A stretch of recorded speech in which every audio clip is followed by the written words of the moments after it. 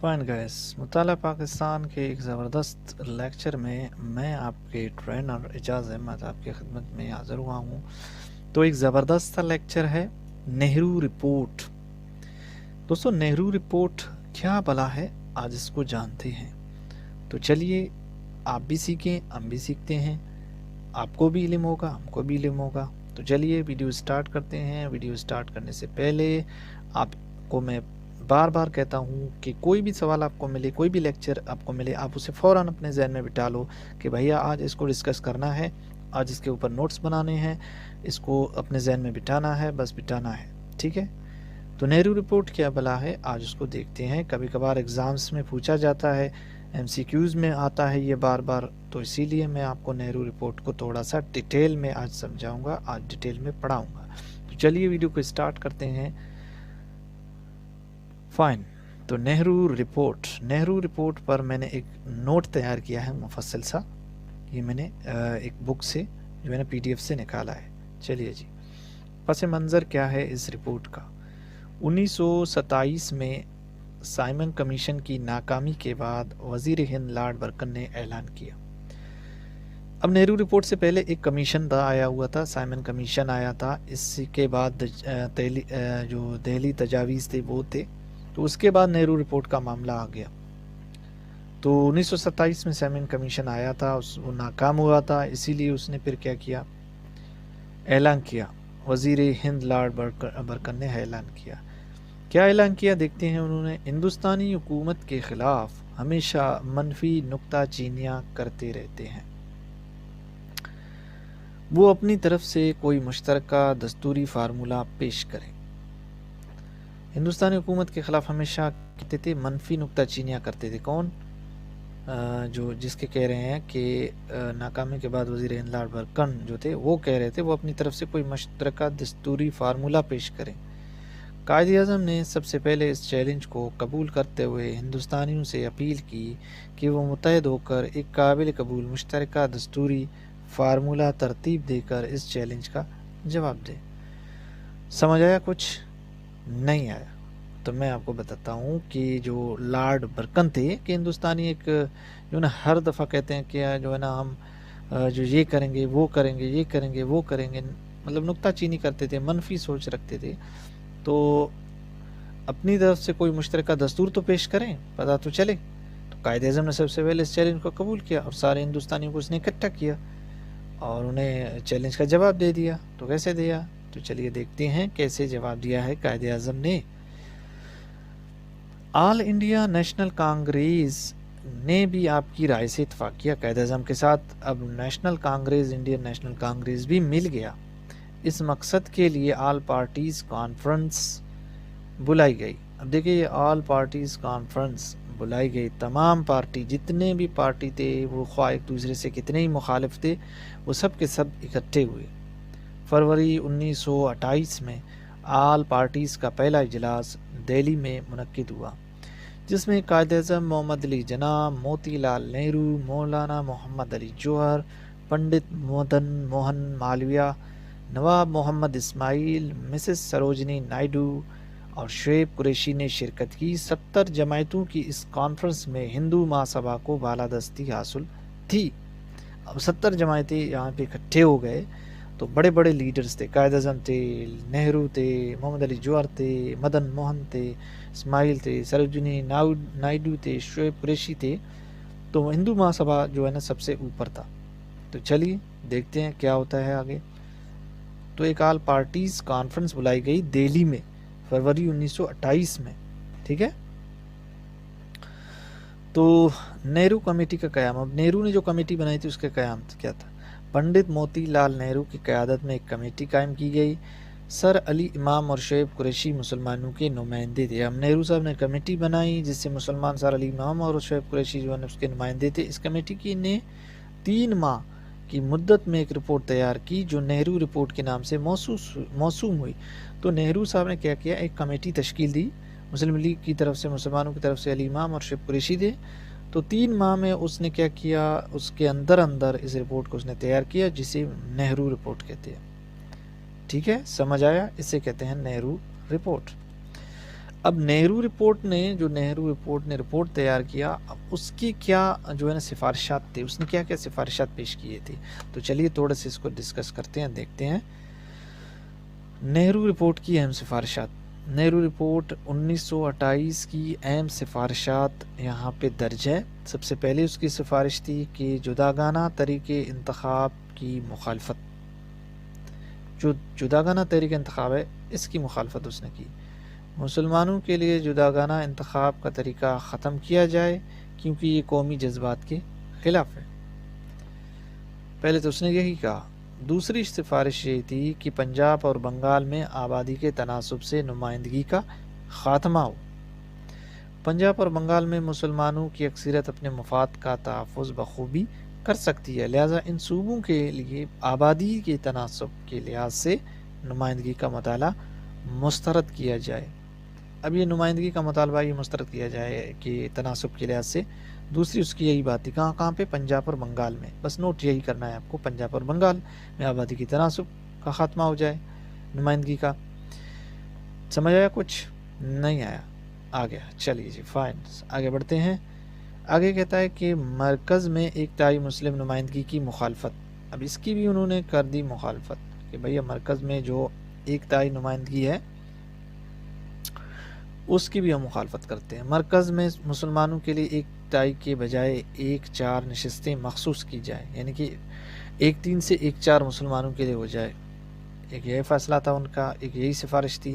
آبادی کے تناسب سے نمائندگی، یہ بھی ان کی تھی۔ مسلم اقلیت والے صوبوں کے لیے آبادی کے تناسب کے مطابق مسلمانوں کی نشستوں کو قبول کر لیا جائے، یعنی کہ جہاں پہ مسلمان اقلیت میں ہیں وہاں پہ اگر ان کو نشست ملتی ہے تو اسے قبول کر لیا جائے، لیکن ان کی اضافی نشستیں ختم کرنے کی سفارش کی گئی، یعنی کہ بھیا جو ان کی اضافی نشستیں ہیں وہ ختم کر دو، بقایا ان کو اگر صوبوں کے آبادی کے تناسب سے جو نشستیں ہیں وہ ہم قبول کرتے ہیں، باقی اضافی جو ہے نا وہ کاٹ دیا جائے۔ اب 5واں سفارش تھا کہ سرحد میں ہندو کے لیے اضافی نشستوں کا مطالبہ۔ شمالی مغربی سرحدی صوبے میں ہندو اقلیت کے لیے اضافی نشستوں کے اصول کو تسلیم کر لیا گیا کہ بھئی شمال مغربی جو سرحدی علاقے ہیں وہاں پہ ہندو کچھ سیٹوں کو جو ہے نا اضافہ کیا جائے، تو اس کو انہوں نے اس اصول کو بھی انہوں نے تسلیم کر لیا کہ بھیا ٹھیک ہے، یہ سفارش بھی آپ کی ٹھیک ہے۔ تو 7واں چٹا کہتا ہے کہ سرحد میں اصلاحات کا مطالبہ۔ صوبہ سرحد میں سیاسی اصلاحات کے نفاذ کی سفارش کی گئی، لیکن بلوچستان کو دانستہ نظر انداز کر دیا گیا۔ اب سرحد میں تو سیاسی اصلاحات کے نفاذ کا اس نے سفارش کی تھی، لیکن صوبہ بلوچستان کو جو ہے نا نظر انداز کر دیا گیا تھا۔ یہ تو اس ٹائم کی بدنصیبی ہے صوبہ بلوچستان کی جو اب تک چلی جا رہی۔ سندھ کی ممبئی سے علیحدگی۔ اب سندھ کو ممبئی سے الگ کرنے کی بھی سفارش کی گئی، بشرط یہ کہ سندھ اپنے اخراجات میں خود کفیل ہو سکے۔ ٹھیک ہے، یہ سفارش بھی کی گئی تھی کہ بھیا سندھ کو ممبئی سے الگ کر دو، سندھ اپنے اخراجات خود اٹھائے۔ تو نو آبادیاتی نظام کا مطالبہ۔ برصغیر کے لیے مکمل آزادی کے بجائے درج نو آبادیات کا مطالبہ کیا گیا، جس میں دفاع اور امور خارجہ جیسے اہم محکمے انگریزوں کے سپرد ہوں گے، یعنی کہ بھیا جب برصغیر کے لیے مکمل آزادی ہو جائے گی تو کیا ہوگا کہ جو نو آبادیات کا مطالبہ ہے، دفاع اور امور خارجہ صرف انگریزوں کے پاس ہوں گے، ٹھیک ہے، باقی ہمارے پاس ہوں گے۔ چلیے جی، تو اس کے بعد کہتا ہے کہ وحدانی طرز حکومت کی حمایت۔ وحدانی طرز جو حکومت ہے ہندوستان کے لیے، وحدانی طرز حکومت کی سفارش کی گئی اور باقی ماندہ اختیارات مرکز کے سپرد کر کے مضبوط ترین مرکز کے قیام پر زور دیا گیا۔ اب مسودہ قانون کی نامنظوری، یہ 10واں جو ہے یہ کہہ رہا ہے مسودہ قانون جو بنایا گیا اس کی نامنظوری ہو۔ اگر کسی قرارداد کو کسی قوم کے 3/4 نمائندے اپنے لیے نقصان دہ قرار دیں تو اس قرارداد پر غور نہیں کیا جائے گا۔ اگر کسی قرارداد کو کسی قوم کے 3/4 نمائندے اپنے لیے نقصان دہ سمجھتے ہیں تو اس پر غور نہیں کیا جائے گا۔ اب آتے ہیں قائد اعظم کی تجویز کردہ جو ترامیم تھی، جو سفارشات تھے، تو اس میں قائد اعظم نے کہا تھا کہ بھیا ان میں کچھ ترمیم کر دو کہ یہ جو ہے نا صحیح نہیں ہے۔ تو دیکھتے ہیں قائد اعظم صاحب نے کیا کہا۔ قائد اعظم کی دلی خواہش تھی کہ ہندو مسلم اتحاد کی کوئی صورت نکل آئے، لہذا آپ نے 22 دسمبر 1928 کو آل پارٹیز کلکتہ کنونشن میں مسلمانوں کے حقوق کے تحفظ کے لیے نہرو رپورٹ میں مندرجہ ذیل 4 ترامیم پیش کر دی۔ نہرو صاحب آپ 4 ترامیم کر دو اس میں، ٹھیک ہے۔ اب 4 ترامیم کون سے تھے قائد اعظم کے؟ آل پارٹیز کانفرنس میں انہوں نے جو دسمبر میں ہوا تھا وہاں پہ اس نے ایسا کہا تھا نہرو صاحب کو۔ سب سے پہلے تو اس نے کہا تھا کہ مسلمانوں کو مرکزی اسمبلی میں 1/3 نمائندگی دی جائے مرکز میں۔ دوسرا یہی تھا کہ پنجاب اور بنگال میں مسلمانوں کو آبادی کے لحاظ سے نمائندگی دی جائے، یہ بھی آپ نے غلط کہا تھا، تو اس میں بھی ترمیم کر دو۔ تیسرا یہ تھا کہ سندھ کی بمبئی سے علیحدگی اور سرحد میں اصلاحات کو نہرو رپورٹ سے منسلک نہ کیا جائے، کہ بھیا سندھ کو جو ہے نا ممبئی سے الگ کیا جائے، ایسا کچھ انہوں نے کہا تھا۔ تو سرحد میں اصلاحات جو تھی ان کے حوالے سے نہرو نے جو کہا تھا اسے جو ہے نا اس میں شامل نہ کیا جائے۔ چوتھا تھا کہ صوبوں کو زیادہ سے زیادہ خود مختاری دی جائے، کہ آپ نے کہہ رہے کہ صوبوں کو خود مختاری نہ دی جائے تو انہیں خود مختاری دی جائے۔ قائد اعظم کی تجاویز پر غور کرنے کے لیے ایک کمیٹی مقرر کی گئی جس نے ان تمام ترامیم کو مسترد کر دی۔ اب قائد اعظم صاحب کے جتنے زیادہ 4 جو ترامیم تھے ان کو مسترد کر دیا ایک کمیٹی نے، ایک کمیٹی بنائی گئی اور اس کمیٹی نے ان کو مسترد کر دیا۔ نہیں قائد اعظم صاحب، ہم آپ کی بات کو نہیں مانیں گے، یہ چیزیں آپ کی نہیں مانیں گے۔ تو یہ تھا قائد اعظم کی ترامیم کی مسترد۔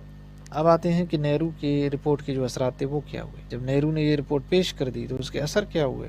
تو اثرات یہی ہوئے، ہندو مسلم اتحاد کا خاتمہ ہو گیا۔ اب ہندو مسلمان کبھی بھی اتحاد میں نہیں آئیں گے۔ کیوں؟ کیونکہ وہ ایک مرتبہ آ چکے تھے، اس نہرو رپورٹ میں آ چکے تھے، لیکن نہرو رپورٹ میں یہ تو کھلم کھلا جو ہے نا مسلمانوں کی خلاف ورزی تھی، مسلمانوں کے ساتھ ناانصافی تھی، تو اسی لیے آج کے بعد اس چیز کا خاتمہ ہو گیا تھا۔ یعنی کہ اس نہرو رپورٹ کے بعد ہندو مسلم اتحاد کے امکانات ہمیشہ ہمیشہ کے لیے ختم ہو گئے۔ قائد اعظم محمد علی جناح بھی جو ہندو مسلم اتحاد کے سفیر ہوا کرتے تھے یہ کہنے پر مجبور ہو گئے، آج سے ہماری اور ہندو کی رائے ہمیشہ ہمیشہ کے لیے جدا ہو گئی ہے۔ بھئی آج کے بعد ہم اور ہمارے ہندو جو ہیں وہ بالکل علیحدہ علیحدہ ہو جائیں گے، ہم کبھی ساتھ میں نہیں ہو جائیں گے۔ نیکسٹ کیا ہوا؟ پہلا تو یہی ہوا، پرواز ہے دونوں کی اسی ایک جہاں میں، کہ کرگس کا جہاں ہے اور شاہی کا جہاں اور ہے۔ دوسرا یہی تھا کہ متحدہ دستوری فارمولہ پیش کرنے میں ناکامی، جو فارمولہ جو پیش کیا جا رہا تھا وہ ناکام ہو گیا۔ ایک متحدہ دستور تھا کہ بھیا آل پارٹیز کو بلایا جائے کہ ایک فارمولہ پیش کیا جائے، وہ ناکام ہو گیا۔ ہندوستان کے لیے ایک متفقہ دستور خاکہ پیش کرنے کے لیے پنڈت موتی لال نہرو کی زیر صدارت ایک کمیٹی قائم کی گئی تھی تاکہ وزیر ہند لارڈ برکن ہیڈ کے چیلنج کا جواب دیا جا سکے، لیکن یہ کمیٹی اصول مقصد میں ناکام رہی اور انہوں نے جو رپورٹ تیار کی وہ مخصوص ہندو عزائم کا مظہر تھی، اسی لیے مسلمانوں نے اسے مسترد کر دیا۔ اب نیچے جاتے ہیں کہ مسلم زعما کی مایوسی، مسلمان کیا ہوئے؟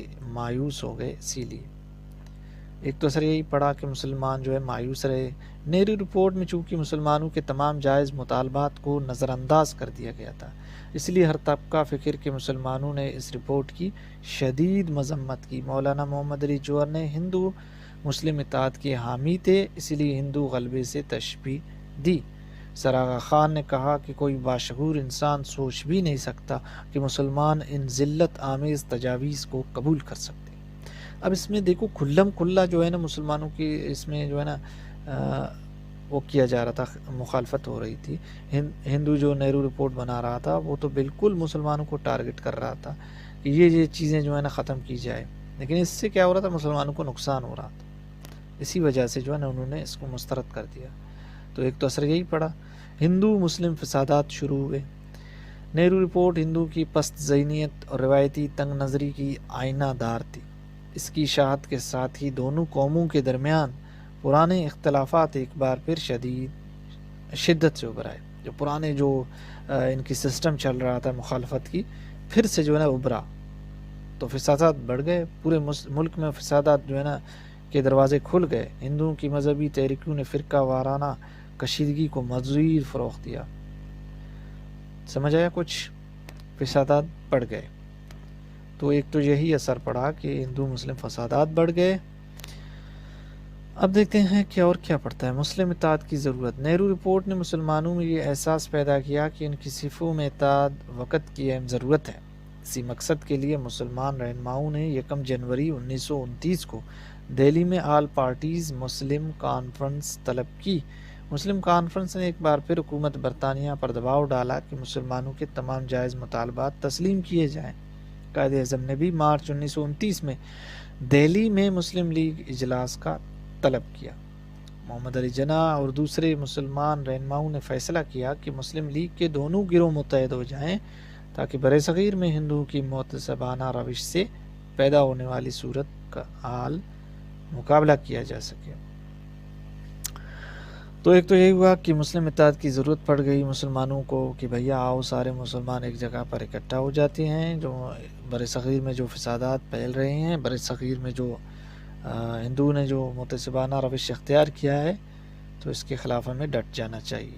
ٹھیک ہے، اب اصل کلام، اس پورے کلام سے کیا حاصل ہوا؟ نہرو رپورٹ سے یہ بات واضح ہو گئی کہ کانگریس ہندو مہاسبھا کے زیر اثر مسلمانوں کے حقوق و مفادات کو سلب کرنا چاہتی ہے، اور وہ کوئی ایسا آئین تیار نہیں کرے گی جس میں مسلمانوں کے مفادات کے تحفظ کی ضمانت موجود ہو۔ تو کیا ثابت ہوا نہرو رپورٹ سے؟ یہ بات واضح ہوگی کہ کانگریس ہندو مہاسبھا کے زیر اثر مسلمانوں کے حقوق و مفادات کو سلب کرنا چاہتی تھی۔ وہ مسلمانوں کے جو حقوق تھے ان کو کھانا چاہتی تھی، جو فائدے مسلمانوں کو مل رہے تھے وہ دبانا چاہتے تھے۔ تو ایسا آئین تیار نہیں کرے گی جس میں مسلمانوں کے مفادات کے تحفظ کی ضمانت موجود ہو۔ یہ رپورٹ در حقیقت میثاق لکھنؤ اور تجاویز دہلی کی متکبرانہ نفی تھی۔ سمجھ آیا کچھ؟ اگر آپ نے میثاق لکھنؤ پڑھا ہے، تجاویز دہلی پڑھا ہے، تب آپ کو سمجھ آ جائے گا کہ اس میں کیا کہا گیا تھا۔ تو اسی وجہ سے یہ نہرو رپورٹ جو ہے نا در حقیقت میں ان کی جو ہے نا متکبرانہ نفی تھی۔ چلیے جی، قیادتوں کے جنوں میں جن کے قدم لہو سے رنگے ہوئے ہیں، یہ میرے بس میں نہیں ہے لوگوں کے ان کو عزت مآب لکھو، یہی بہت ہے کہ ان لبوں کو مبدا سے محروم کر کے رکھو، مگر یہ کیسی مسالت ہے سمندروں کو سراب لکھو۔ فائن گائز، یہ تھا آپ کا نہرو رپورٹ۔ ملیں گے کسی نیکسٹ ویڈیو میں، کسی نیکسٹ لیکچر میں، اور وہ لیکچر ہوگا قائد اعظم کے 14 نکات کے اوپر۔ ٹھیک ہے، تو یہ تھا نہرو رپورٹ۔ اب اس کے اوپر آپ کو نوٹس بنانے ہیں، یہ آپ کا کام ہے۔ آپ چاہے اس کے اوپر ڈسکس کرو، کسی سے بحث مباحثہ کرو، یا آپ اس کی پریکٹس کرو، اس کے اوپر نوٹس بناؤ، تاکہ آپ کو یہ سوال، یہ جو ہے نا آپ کے ہمیشہ یہ واقعہ آپ کے ذہن میں رہے۔ جب بھی آپ مطالعہ پاکستان کا سوال ایسا کوئی آیا تو آپ اسے حل کر سکو۔ ملتے ہیں کسی نیکسٹ ٹاپک میں۔ فی الحال میں آپ سے اجازت چاہوں گا۔ Take care and keep practising. Okay, bye.